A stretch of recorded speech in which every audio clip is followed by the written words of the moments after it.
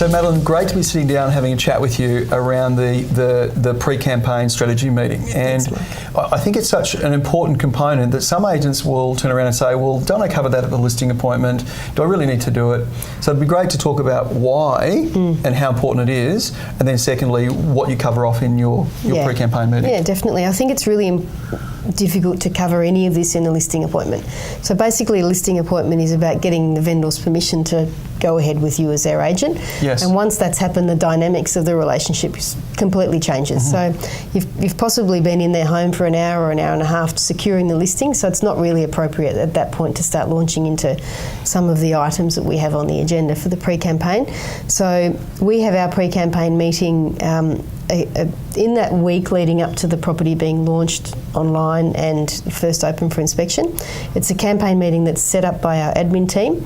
So Ellie will ring and organise that time. We generally have it at the home unless there's a good reason why we shouldn't have it at the home, but generally have it at the home. It gives you an opportunity to reconnect with the vendor. So basically what can sometimes happen is you might have listed a property and for the next 2 weeks you may not have had a huge amount of contact with the vendor because your marketing and admin team have taken over the contact in terms of getting the campaign up and running. Great. So this is more than likely the first face-to-face meeting you've had since possibly. The listing appointment? Yeah, unless I've attended a photo shoot or something like that, but that's not a meeting. You might have had touch points with them Definitely. over the phone and so on.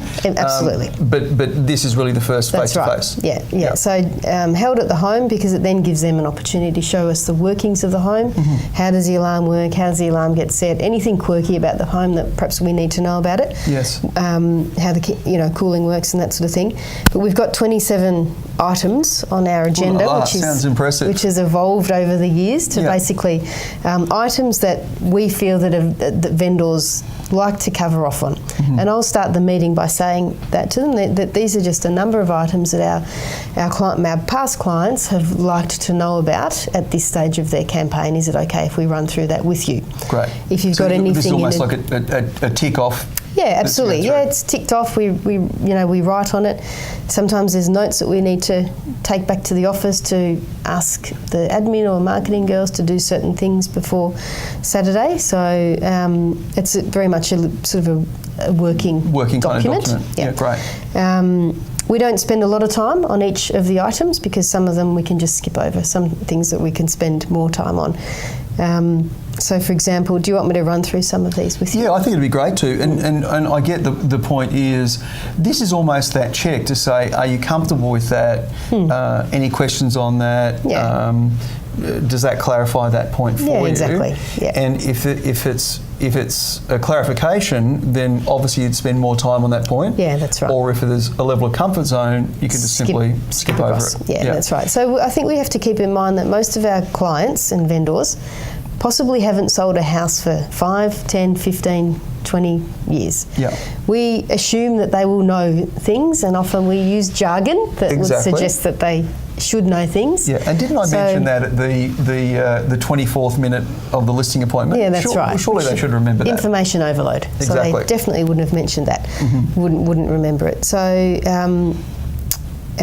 so reduce jargon.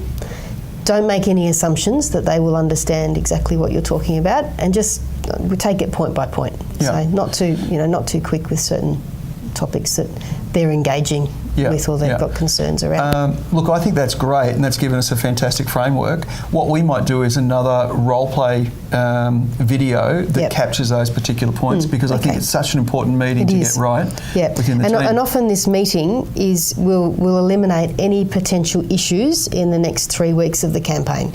Yes. So, for example, explaining to them when the board goes up. If you don't explain to them the board, your auction board will go up 5, 6, 7 o'clock on Friday night, sometimes even first thing Saturday morning. If you don't say that to them, guess what? Angry phone call you get at 5:30 on Friday. My board's not up. Yeah. So all of it is just basically preparing them for what's going to happen. Yeah. So that when things do happen, they're not wondering why. Yes, and it's expectation alignment. Absolutely. Because, as you said, I haven't sold for 3 years, 5 years, 10 years. Yeah. I have got no real idea of those expectations. So the more that we can actually align that, that's right. The better. Yeah, definitely. Madeline, thank you. Yeah, it's awesome. Fantastic. Thanks, Mike.